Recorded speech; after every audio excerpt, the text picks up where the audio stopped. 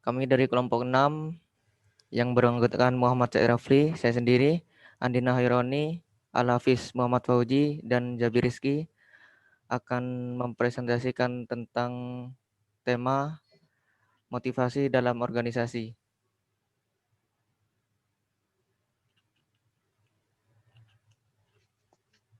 Langsung saja, pengertian dari motivasi adalah keseluruhan proses memberikan motivasi bekerja kepada bawahan sedemikian rupa sehingga mereka mau bekerja dengan ikhlas demi tercapainya tujuan organisasi dengan efisien dan ekonomis. Selanjutnya, pengertian menurut para ahli. Menurut Josh Terry, motivasi adalah keinginan yang terdapat pada seorang individu yang merangsangnya melakukan tindakan. Sedangkan menurut Greenberg dan Baron, motivasi adalah suatu proses yang mendorong, mengarahkan, dan memelihara perilaku manusia ke arah pencapaian tujuan. Oke, selanjutnya.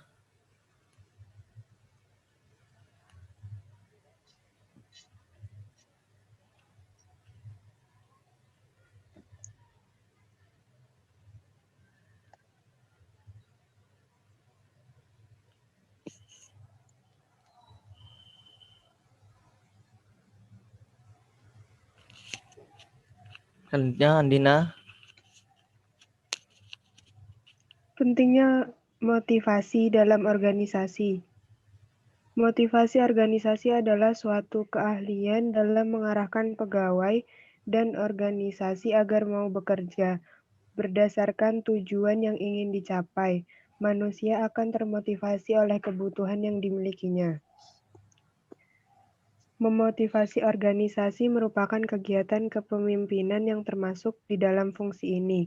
Kemampuan ketua organisasi untuk memotivasi anggotanya akan sangat menentukan efektivitas ketua. Ketua harus dapat memotivasi para anggotanya agar pelaksanaan kegiatan dan kepuasan kerja mereka meningkat. Jika ketua membiarkan anggotanya berjalan tanpa motivasi, maka bisa dipastikan kinerja organisasi yang memburuk, menemukan kegagalan organisasi kerja, bahkan terancam bubar.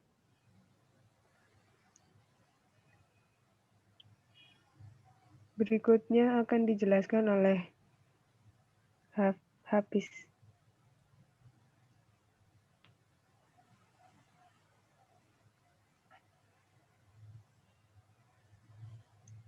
Yang selanjutnya, proses timbulnya motivasi dalam organisasi.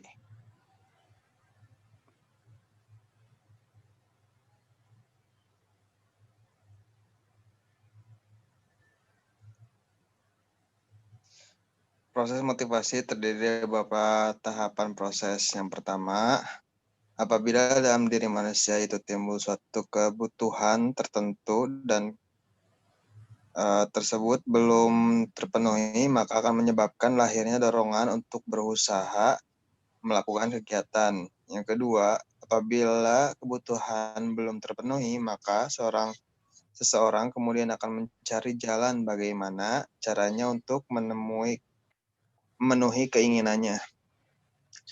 Yang ketiga, untuk mencapai tujuan prestasi yang diharapkan, maka seseorang harus didukung oleh kemampuan, keterampilan, maupun pengalaman dalam memenuhi segala kebutuhannya. Yang keempat, melakukan evaluasi prestasi secara formal tentang keberhasilan dalam mencapai tujuan yang belum dilakukan secara tetap. Yang kelima, seseorang akan bekerja lebih baik apabila mereka merasa bahwa apa yang mereka lakukan dihargai dan diberikan suatu imbalan atau ganjaran. Yang terakhir, dari gaji atau imbalan yang diterima, kemudian seseorang tersebut dapat mempertimbangkan seberapa besar kebutuhan yang bisa terpenuhi dari gaji atau imbalan yang akan mereka terima. Lanjut. Akan disampaikan oleh Jabir Rizky. Faktor-faktor yang mempengaruhi motivasi. Next. 1. Faktor internal. Faktor internal yang dapat mempengaruhi pemberian motivasi pada seseorang antara lain yaitu 1. Keinginan untuk dapat hidup. 2. Keinginan untuk dapat memiliki, keinginan untuk memperoleh penghargaan, keinginan untuk memperoleh pengakuan, dan keinginan untuk berkuasa. Yang kedua yaitu faktor eksternal. Faktor eksternal juga tidak kalah perannya dalam melemahkan motivasi kerja seseorang. Faktor-faktor eksternal itu adalah kondisi lingkungan kerja, kompensasi yang memadai, supervise yang baik, adanya jaminan pekerjaan, status dan tanggung jawab, dan peraturan yang fleksibel. Lanjut.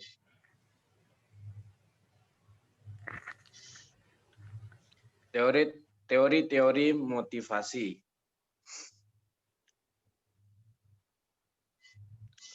Teori motivasi dikelompokkan menjadi 2 kelompok, yaitu teori kepuasan, konten teori, dan teori proses teori. 1. Teori motivasi kepuasan, konten teori. Pada dasarnya, teori ini lebih didekatkan pada faktor-faktor kebutuhan dan kepuasan individu yang menyebabkan bertindak dan berperilaku secara tertentu.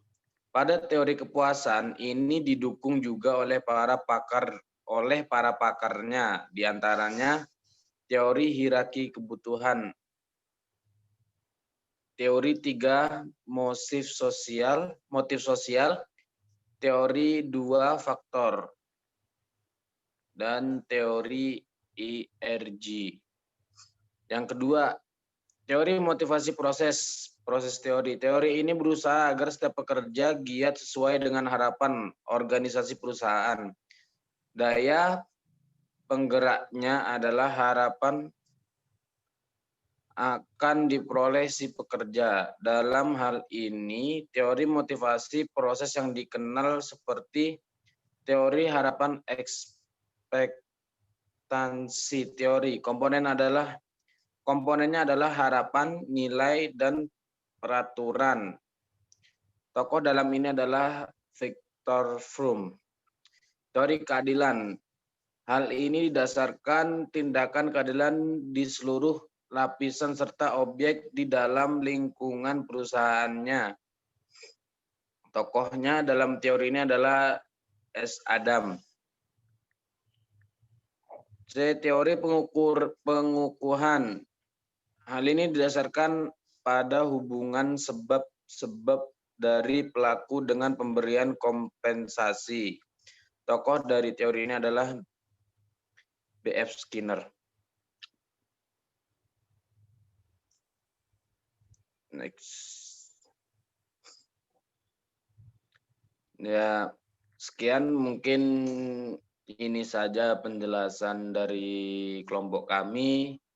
Mungkin bila ada yang ingin bertanya bisa ditanyakan melalui kolom komentar. Sekian, terima kasih. Wassalamualaikum warahmatullahi wabarakatuh. Waalaikumsalam warahmatullahi wabarakatuh.